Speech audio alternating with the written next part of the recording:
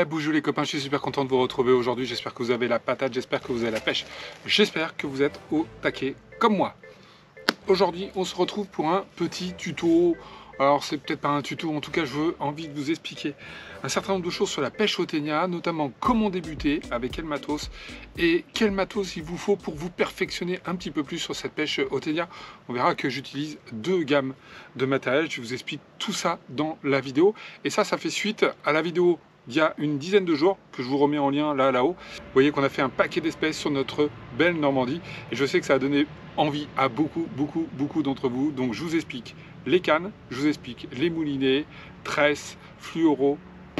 Là-dedans, dans mon bacan de Caperlan, j'ai pas mal de leurres de différentes marques, différents types. Je vais tout vous expliquer. Voilà, je crois que je vous ai tout dit. Maintenant, je vous laisse regarder la vidéo. Alors, on va commencer par les ensembles cannes moulinées, et notamment par la canne, ou en tout cas les cannes, puisque vous savez que j'ai deux cannes et que j'utilise deux cannes pour pêcher au ténia selon ce que j'ai envie de faire. Alors, je vais commencer par les débutants. Vous êtes beaucoup à vouloir vous mettre au ténia et vous me posez la question, quelle canne il faut que j'achète, etc. Et c'est vrai qu'on a tendance tout de suite à recommander le meilleur des cannes. Et tout ça, c'est un budget. Alors moi, j'ai envie de vous montrer cette canne-là. Vous l'avez vu dans plusieurs vidéos, notamment dans la dernière, puisque j'ai pêché exclusivement avec celle-ci pour pouvoir vraiment la tester jusqu'au bout. Je l'avais déjà testé auparavant. C'est une Initium 500 spéciale ténia de chez Caperlan. C'est une canne donc qui fait 2,50 m, qui est une 10-30 grammes en termes de lancer et une 20-80 en termes de verticalité. Voilà, donc ça, franchement, c'est un bel ensemble. 70 € la canne. Donc franchement, pour débuter, c'est vraiment, vraiment top. Alors j'en profite, je vous montrerai sur l'autre canne un peu l'originalité, mais les pêches au ténia, la spécificité, voilà, c'est ça. Hop, je vous montre là, voilà, c'est ça. C'est un sion hyper souple. Vous voyez que je peux presque, je ne vais pas le faire, mais je peux presque fermer l'angle. Et vous voyez aussi dans les petits détails que vous avez ici des ligatures de couleur bleue un peu métallique. Donc ça, c'est fait pour mieux détecter et mieux voir les touches.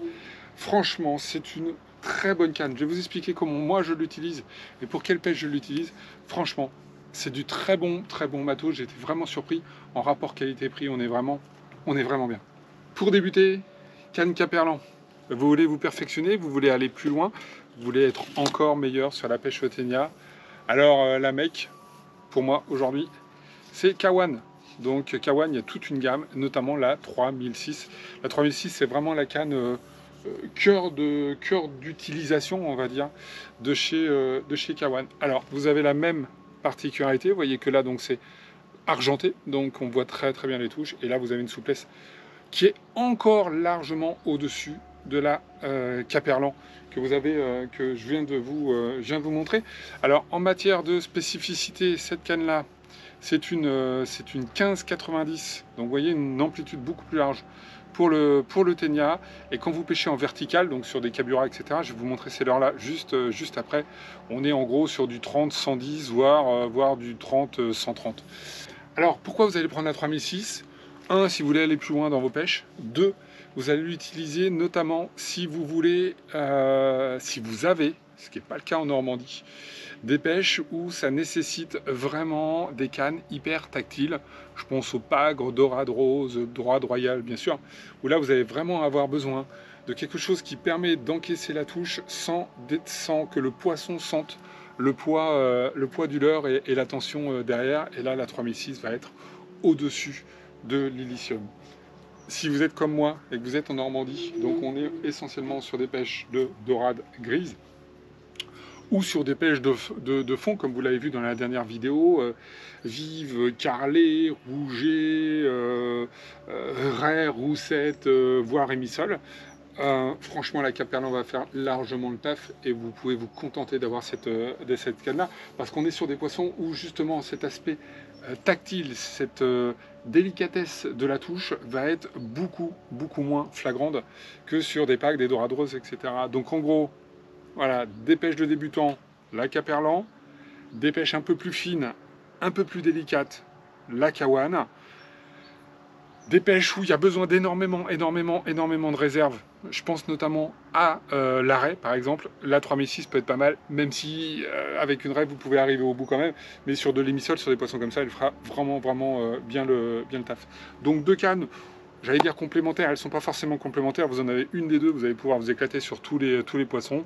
En gros, vous débutez, allez, Ilicium, et vous voulez vous perfectionner et aller encore plus loin, passer sur la K1, vous verrez que le côté tactile et sensible de la canne n'a rien à voir.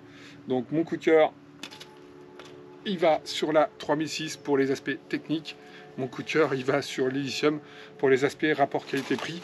70 €, 180, 170, 180 € pour la 3006. Donc vous voyez qu'il y a quand même une sacrée différence entre les deux cannes. Donc c'est normal aussi qu'il y ait des spécificités un petit peu différentes.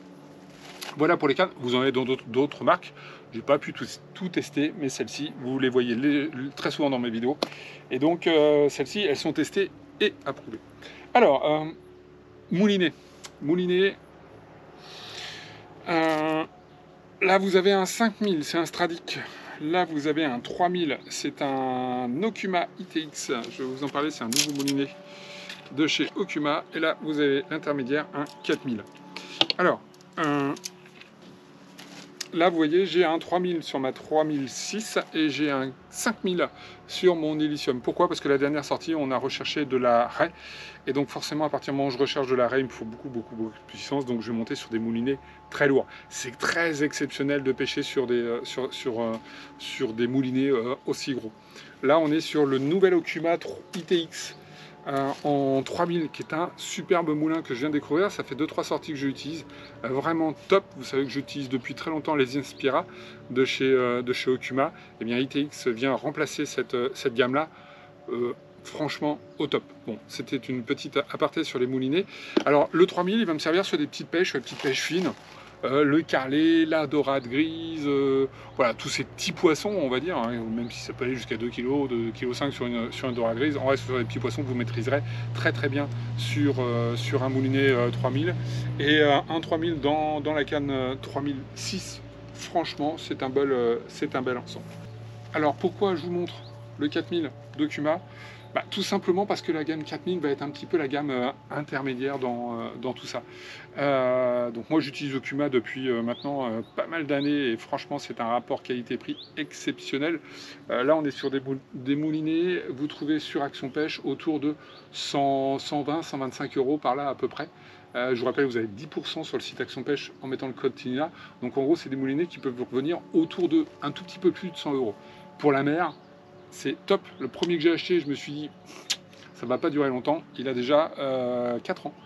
Et il fonctionne toujours très bien, sans aucun entretien particulier depuis que je l'ai, hormis voilà, rincer, etc. Vous le savez, pour la pêche en mer.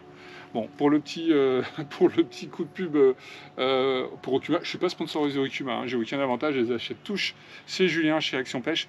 Mais franchement, voilà, je suis revenu des moulinets très chers, où je trouve que la durabilité et pas toujours là, donc autant y mettre le juste prix et autour de 100, 110 €, je trouve qu'on est juste prix pour la mer. Donc 4000 pour moi c'est le moulinet intermédiaire. Donc là-dessus vous allez pouvoir attaquer autant de la dorade grise que du carlet, que de la royale. Vraiment avec ça vous pouvez maîtriser quasiment tous les poissons. Ça sera juste un tout petit peu light si vous êtes sur de l'arrêt, parce que l'arrêt pour la détanker il faut quand même de la puissance. Voilà, mais c'est quand même exceptionnel. Et puis quand vous allez à l'arrêt, vous mettez un 5000. Donc j'opte pour le 4000. Et en l'occurrence, je vous conseille celui-ci. Maintenant, il y en a plein sur le marché. À vous de faire votre choix. Je vous rappelle d'ailleurs, tout le matos que je vous montre là, quasiment tout est disponible sur le site actionpêche.com. Donc Julien, petite boutique à côté de Nantes. Et vous rentrez le code TINILA. Tout ce que vous achetez sur le site est avec 10% de réduction si vous mettez le code TINILA. Allez, maintenant c'est bien, mais dans le bacan il y a quoi? Et bien dans le bacan il y a mes boîtes. Alors je vais vous montrer. Les boîtes, c'est direct de la dernière sortie de pêche. Voilà, ça c'est le bacan Ténia. Et je vais vous montrer ce que j'ai dedans. Alors, une petite boîte à Ténia offerte par un de mes abonnés. Il se reconnaîtra. Il est timide, il ne veut pas que je donne son nom. Voilà. Donc ça c'est ma boîte à ténia. Je vous avais montré, je vous avais déjà fait un tuto, hein. Je vous remettrai en lien là-dessus. Donc vous voyez, ça c'est de la mousse et ça vous permet de ranger les ténias comme ça et d'avoir tout sous la main avec une bonne visibilité. Vraiment, franchement, c'est top. Alors, hop, je retire les leurres parce que je vais vous en parler un tout petit peu après. Voilà, ce qui est important, c'est que vous ayez des ténias. Vous n'êtes pas obligé d'en avoir autant, parce que là, j'ai vraiment de tout, hein, puisque ça commence à 10 grammes, ça monte jusqu'à 100 grammes pour les plus lourds. Là, vous avez du Kawan, vous avez essentiellement du Kawan, hein, parce que franchement, je les adore. Et puis, vous avez un petit peu de Tackle Explorer dedans. Mon préféré, il est ici. Alors, pourquoi je le préfère? C'est que tout simplement, hop, voilà, je vous le montre en gros plan. Alors pourquoi je le préfère? Tout simplement, c'est un ténia, un brin polyvalent, qui sert à la fois dans les zones où il y a du courant et dans les zones où on est un petit peu plus au calme. C'est un ovale ténia des Kojir.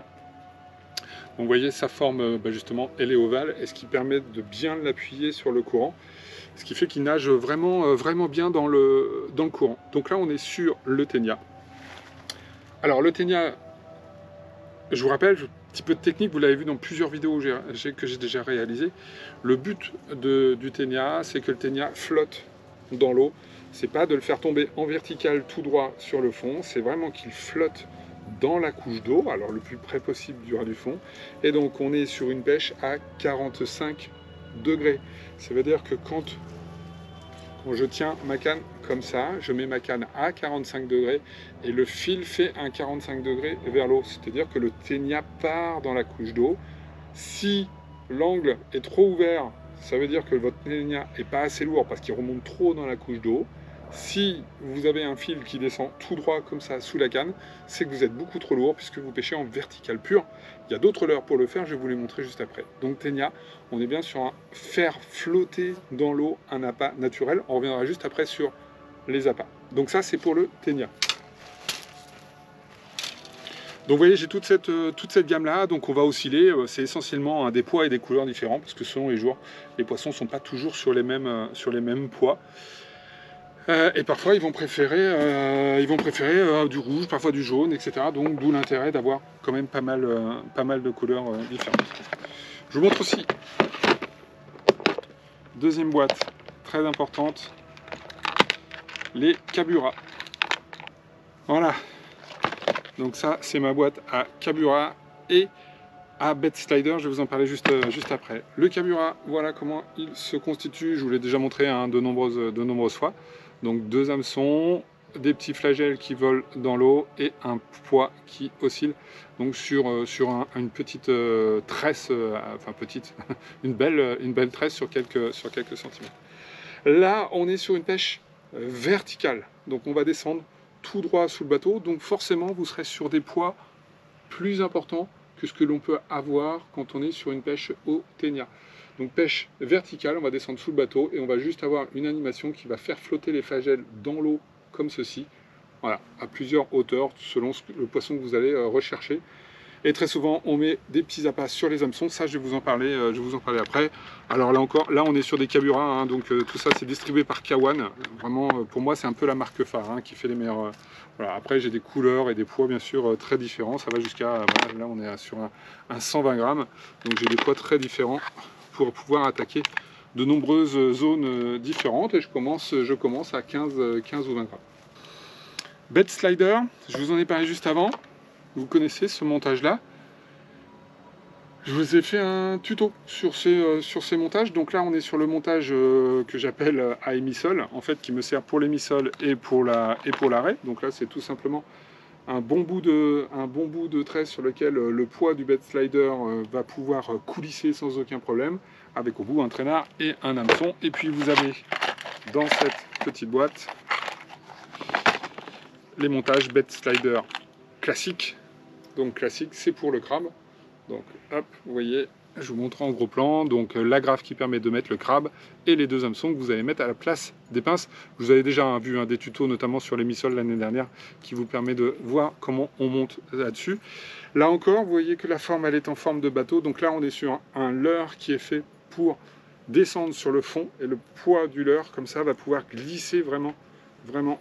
Voilà, je vous montre. Voilà, vous voyez que le leurre va pouvoir vraiment bien glisser sur le fond par cette forme en bateau, et c'est le côté génial de ce leurre, de cette plombée, c'est d'être en forme de bateau pour bien glisser et pas trop crocher sur le fond, ce qui est vraiment un plus. Là, je vous ai montré mes trois types de leurre.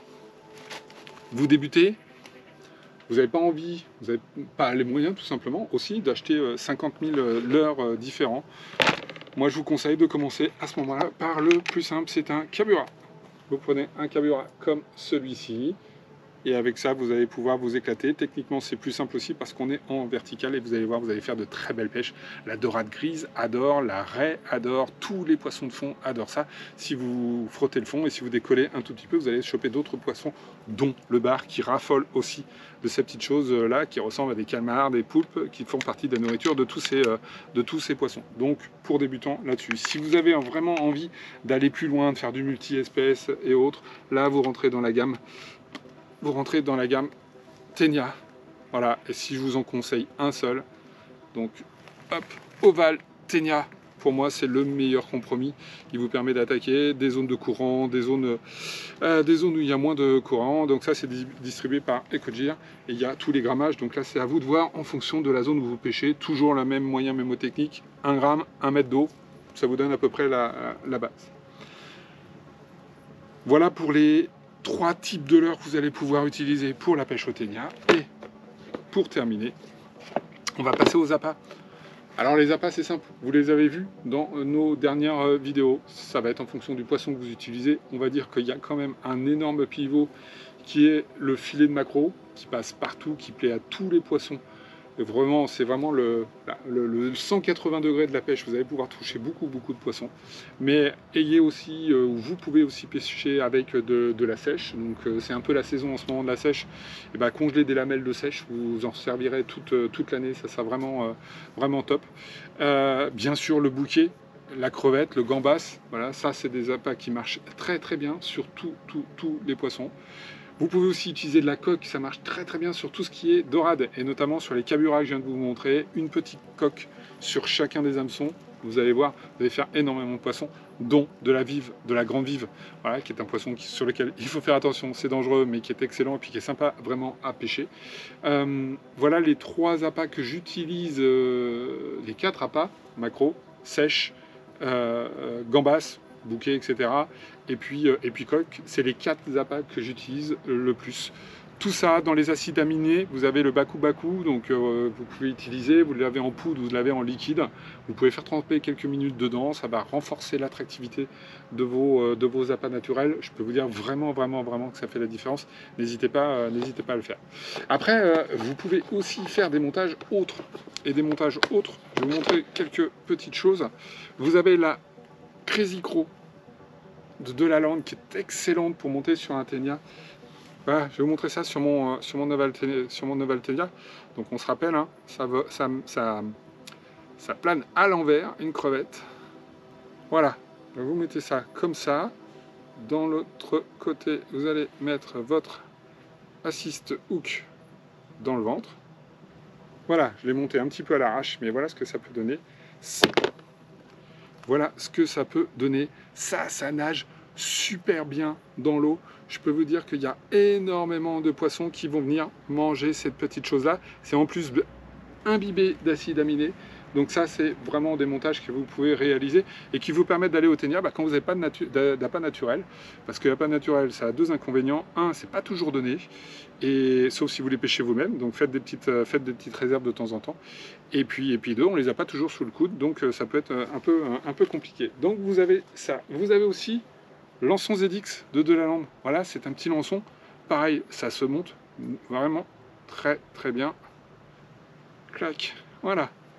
Voilà un lançon ZX, vous mettez l'autre hameçon en dessous, montez là-dessus, c'est exactement comme si... Vous pouvez faire ça aussi sur le bed slider, hein, sur le bed slider, notamment dans le montage émissol que je vous ai montré, vous mettez un lançon ZX même d'une taille un petit peu plus grande, vous faites nager ça dans l'eau. Je peux vous assurer qu'il y a beaucoup de poissons, dont le bar, qui vont adorer ces petits montages-là. Donc ça, c'est encore un appât artificiel que vous pouvez utiliser. sur le ténia. Et puis vous avez toute la gamme Gulp, etc. Voilà, que je laisse tremper. Hop, j'incline pas trop parce que ça va tomber. Dans les acides aminés. Donc ce sont des appâts biodégradables, donc toujours qu'ils soient dans l'eau. Voilà, et ça c'est Ecogir hein, qui distribue ça. Ça marche superbement. Donc pareil, même montage que la Crazy Crow. C'est bourré d'acides aminés. Et vous pouvez aussi mettre hop, des petits verres, vous voyez, ça c'est des imitations de pelouse. Là, quand vous êtes sur des zones, vous commencez à toucher du carlet ou ce genre de poisson, vous pouvez mettre ça. Et puis en effet, il y a des verres Gulp, tout simplement. Vous pouvez aussi avoir donc, des petits appâts artificiels, c'est beaucoup moins répandu. Les puristes du ténia vous diraient ouais, c'est une hérésie, etc. On s'en fout les hérésies. Ce qui compte, c'est que ça marche et que ça fonctionne. Et ça vous permet, vous voyez, moi j'ai ça dans un tout petit tupperware en permanence. Et ça me permet d'attaquer le ténia à n'importe quel moment sans forcément avoir avec moi tout le matériel, tous les appâts naturels que je viens de vous citer. Voilà. Je pense à peu près vous avoir parlé de tout. Je ne vous ai pas parlé des tresses, des fluoros. Je vous ai déjà fait des vidéos sur le sujet. Vous les retrouverez assez facilement sur la playlist ténia. Vous pourrez regarder toutes les vidéos que l'on met là-dessus. J'espère en tout cas que ça répond à vos questions, que vous soyez débutant ou un petit peu plus perfectionné. Si vous êtes des pros, vous n'avez pas besoin de moi, vous savez faire. C'est pas non plus la vérité, c'est juste mon expérience que je partage avec vous. Et la dernière vidéo vous a beaucoup plu, puisque vous l'avez quand même regardé énormément. Et vous avez posé beaucoup de questions, donc il était normal que je puisse un petit peu vous répondre là-dessus. Donc voilà pour la pêche au ténia. Maintenant, à vous de jouer. Moi, ce que je vous demande, c'est de mettre dans les commentaires vos façons de faire, vos impressions, vos techniques aussi, parce que tout le monde n'utilise pas la même chose. Et puis, avec tout ça, bah, vous allez vous enrichir techniquement, moi aussi. Et ça, j'en suis ravi, parce que ça s'appelle le partage. Je vous dis bonjour les copains, ciao et à très bientôt.